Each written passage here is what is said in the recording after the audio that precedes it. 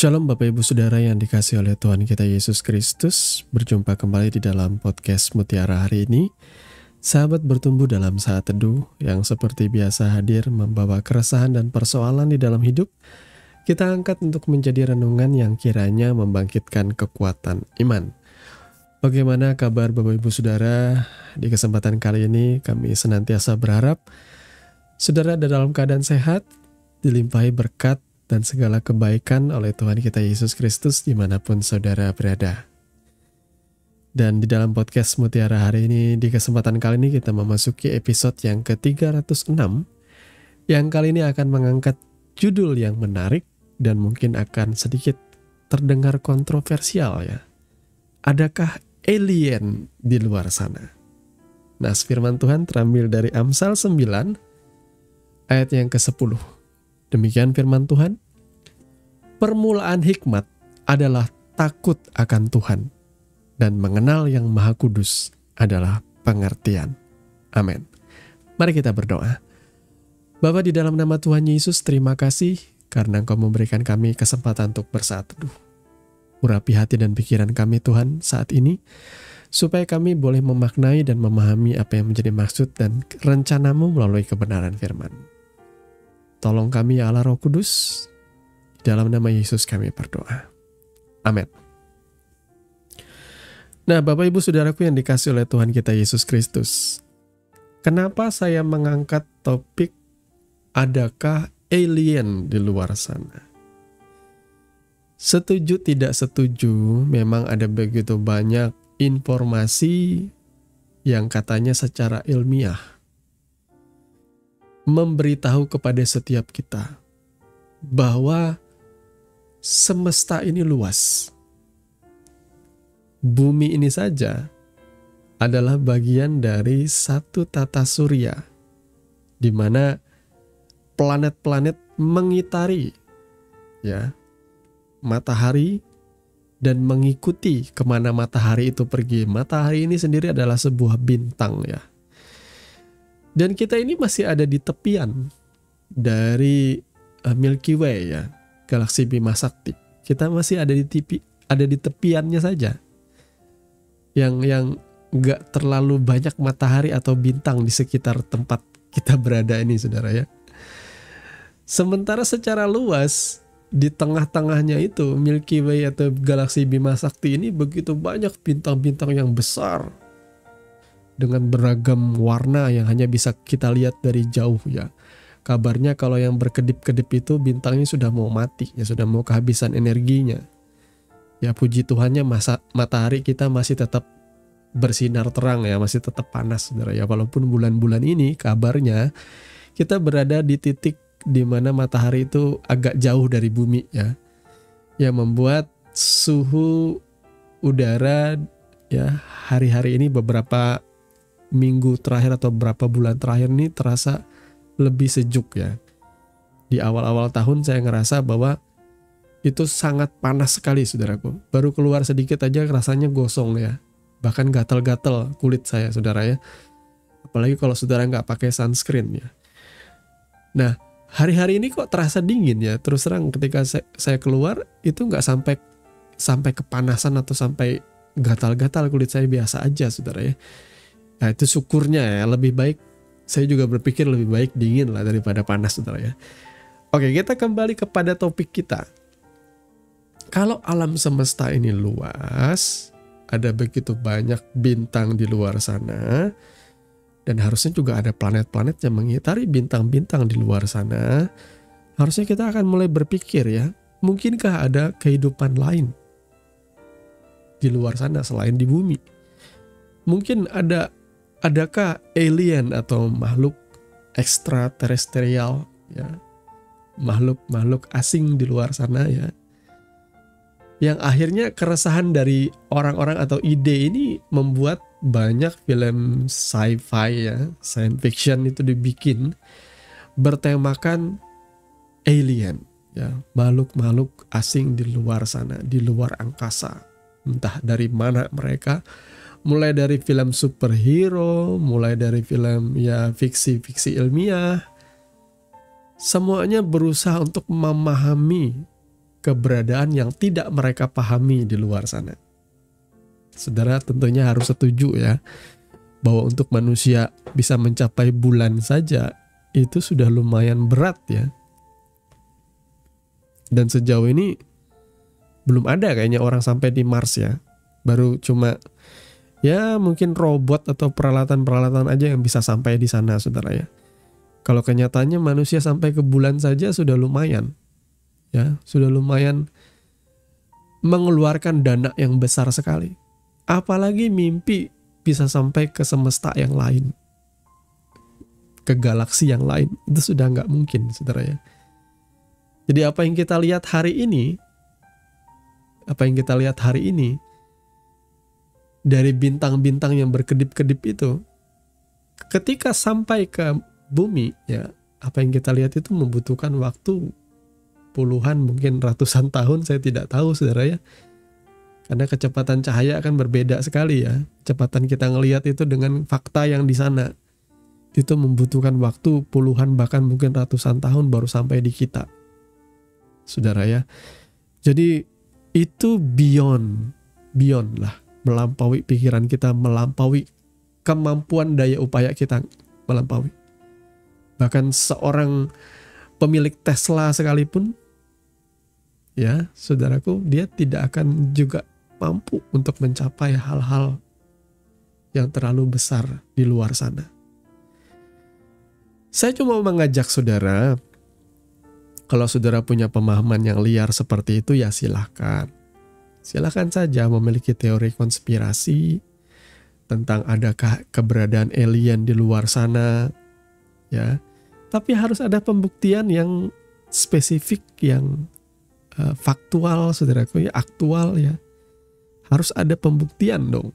Nggak cuma sekadar teori saja, teori konspirasi. Mungkin ada Area 51 kata orang di Amerika yang katanya itu adalah sebuah tempat di mana dilakukan penelitian ya untuk meneliti makhluk-makhluk ekstraterestrial dari luar angkasa. Saya tidak tahu, saudara ya. Apakah itu memang sebuah fakta atau itu cuma sekedar berita-berita yang memang dibikin seolah-olah misterius ya, membuat kita penasaran. Saya baru akan percaya kalau alien itu ada, kalau misalnya memang tiba-tiba dari luar angkasa sana, tiba-tiba ada pesawatnya datang, saudaraku ya, dan terjadilah yang namanya alien apokalips ya. Mungkin saya akan percaya. Tapi kalau sekarang, ya saya nggak percaya yang fakta mengenai apakah bumi itu datar atau bulat saja. Penganut bumi datar pun tidak bisa membuktikan di mana ujung bumi. Sampai hari ini tidak ada seorang pun yang bisa membuktikan bumi itu datar. Nggak ada. Ujung bumi itu nggak ada. Kalau ada yang tahu ujung bumi di mana? Nggak ada yang tahu, saudaraku. Bumi itu bulat tentunya ya. Dari luar angkasa aja bisa kelihatan bumi itu bulat. Ya.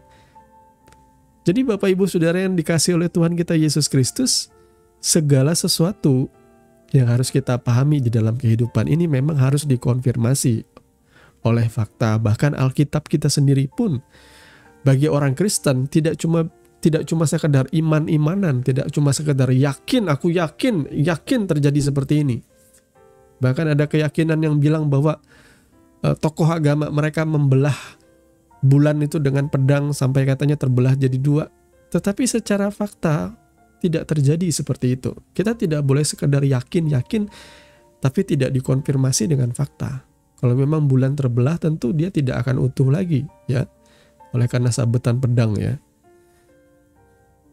Tapi faktanya nggak seperti itu. Bahkan kitab perjanjian lama dan perjanjian baru yang kita pelajari hari-hari ini pun harus dikonfirmasi dengan sejarah. Dan sudah terkonfirm oleh sejarah, saudaraku ya. Sejarah membuktikan usia daripada Alkitab itu sudah lama, bahkan jauh sebelum Yesus itu sudah ditulis kitab suci salinannya ya ke dalam bahasa Yunani, yakni yang diistilahkan Septuaginta. Tetapi ada juga dari bahasa aslinya ya naskah Masoret ya, dalam bahasa aslinya tuh yang tersimpan rapi di dua tempat, di dua tempat ya, di Israel sama satunya di Rusia, saudara ya. Itu pun salinan. Namun biarpun salinan, tidak lantas kita mengatakan bahwa itu palsu, karena itu dikonfirmasi oleh salinan-salinan kitab yang lain yang tersebar, yang jumlahnya tuh banyak sekali, ribuan, saudara. Salinannya terlalu banyak. Jadi ketika keyakinan iman kita dikonfirmasi oleh sejarah, kita bisa tenang hati kita. Kita bukanlah jemaat halu. Namun kita punya satu keyakinan dengan fakta yang mengkonfirmasi hal ini, saudaraku ya. Nah, bagaimana dengan alien? Apakah kita bisa mengkonfirmasi bahwa alien itu ada? Kalau masih belum ada pembuktiannya secara harafiah, secara nyata dalam kehidupan kita, maka kita jangan terlalu banyaklah berkoar-koar soal keyakinan kita, karena itu cuma sebatas asumsi saja. Walaupun benar bahwa begitu banyak semesta, bahkan ada multiverse, multi semesta, tapi tidak lantas itu menjadi sebuah fakta, karena tidak ada pembuktiannya. Keyakinan kita kalau tidak ada pembuktiannya itu bukanlah sebuah fakta. Itu hanya sebatas asumsi atau keyakinan belaka. Nah, bagi saya sebagai orang percaya, maka saya akan lebih fokus kepada ini. Nas pembacaan kita tadi, permulaan hikmat adalah takut akan Tuhan. Dan mengenal yang Maha Kudus adalah pengertian. Jadi kalau di dalam kitab suci saya tidak pernah dituliskan mengenai adanya alien atau makhluk luar angkasa atau makhluk asing di luar sana, maka saya tidak perlu percaya kepada alien. Tidak pernah sekalipun disebutkan bahwa ada alien, ada makhluk asing di luar sana oleh kitab suci. Saya tidak pernah, bahkan dari perjanjian lama, tidak pernah di hari penciptaan itu Tuhan menciptakan alien atau makhluk asing, itu tidak ada disebutkan. Tidak pernah disinggung. Kalau hal-hal yang sangat minim sekali pemahamannya, ada kan orang kadang-kadang karena mereka nggak ngerti satu bagian firman Tuhan lalu dicocokologikan dengan hal-hal lain. Itu tidak seharusnya dilakukan seperti itu ya. Misalnya ada satu kalimat seperti ini yang seolah-olah menunjukkan kepada satu makhluk asing atau apa. Harusnya dicek dan dicek lagi. Jangan kita yang mengira-ngira, itu namanya eisegesis. Seperti yang saya sampaikan di hari Minggu ya. Jangan kita mengira-ngira, kita harus memastikan bahwa maksud dari penulis ini begini loh ketika ia menulis kalimat ini. Tujuannya ini. Jangan lalu dikait-kaitkan dengan alien atau apapun, jangan, saudara ya. Kita harus menangkap maksudnya dengan jelas. Dan biasanya suatu maksud itu, satu maksud kalimat di dalam kitab suci itu akan ada afirmasi, akan ada penegasan, peneguhan dari ayat yang lain yang menguatkan. Itu namanya ya, seperti itu, ada korelasi namanya. Jadi kalau ada orang mengklaim maksud dari kitab suci seperti ini tapi dia tidak memiliki korelasi, nggak bisa. Kenapa kita orang Kristen yakin bahwa Yesus adalah Tuhan, bukan manusia yang dituhankan? Karena ada begitu banyak ayat yang dengan gamblang menegaskan kalimat-kalimat Yesus yang membuat ia dibenci oleh orang-orang Farisi, orang Saduki, ahli-ahli Taurat. Beberapa di antaranya Yesus mengampuni dosa. Ya, itu sudah menyatakan bahwa tidak ada seorang pun yang bisa mengampuni dosa selain daripada Tuhan sendiri. Orang Farisi, orang Saduki marah, siapa dia yang bisa mengampuni dosa? Nah, di sini kita bisa lihat ya, bahwa secara implisit ya, ada satu makna yang terkandung dari penjelasan kitab suci ini. Tidak ada seorang pun manusia yang bisa mengampuni dosa selain daripada Tuhan sendiri. Dan Yesus mengampuni dosa dengan berkata, "Hai anakku, dosamu sudah diampuni." Kita bisa menarik kesimpulan apa? Yesus adalah Tuhan. Tidak ada seorang manusia pun yang bisa mengampuni selain Tuhan. Yang kedua, ketika bersoal jawab, Yesus berkata, "Sebelum Abraham jadi, aku sudah ada." Dan kalimat yang digunakan di sini adalah I am who I am. Dan lagi-lagi orang Farisi Saduki marah. Siapa dia? Umurnya belum genap 40 aja dia sudah ngomong seperti ini. Siapa dia? Kok dia bisa bicara seperti ini? Marah orang-orang. Dia sedang blasfemi, dia sedang menghujat Allah. Karena dengan mengatakan I am who I am, aku sudah ada. Itu dia sedang mengatakan akulah Tuhan. Karena ketika Tuhan memperkenalkan diri dengan Musa, dia menggunakan kalimat itu. I am who I am. Aku adalah aku. Aku ada. Bahasa seperti itu hanya dipahami oleh mereka yang paham khatam soal kitab suci, saudaraku ya. Dan banyak lagi ungkapan-ungkapan yang ada di dalam kitab suci yang menegaskan bahwa Yesus itu adalah Tuhan dan Juru Selamat. Belum lagi ia berkata, aku dan Bapa adalah satu. Kalau engkau melihat Bapa, engkau sedang melihat. Kalau engkau melihat aku, engkau sedang melihat Bapa. Tunjukkanlah Bapa kepada kami, kata murid-muridnya. Berapa kali aku sudah mengajarkan engkau? Tidakkah engkau tahu bahwa ketika engkau melihat aku, engkau sedang melihat Bapa? Ya, Bapa itu kan pribadi yang tidak kelihatan. Yesus itu adalah gambar dari Bapa itu yang menjadi manusia. Saudara ya. Ya, mau apapun orang mencap saya cuma punya keyakinan satu. Konsep yang paling mendasar bagi orang Yahudi ialah dengarkanlah hai orang Israel. Tuhan Allah kita, Tuhan itu esa. Tuhan itu cuma satu. Mau apapun simpang siur kebingungan orang mengenai Allah Tritunggal, bagi saya juga Tuhan itu satu. Ketika ia memperkenalkan dirinya dalam Yesus Kristus.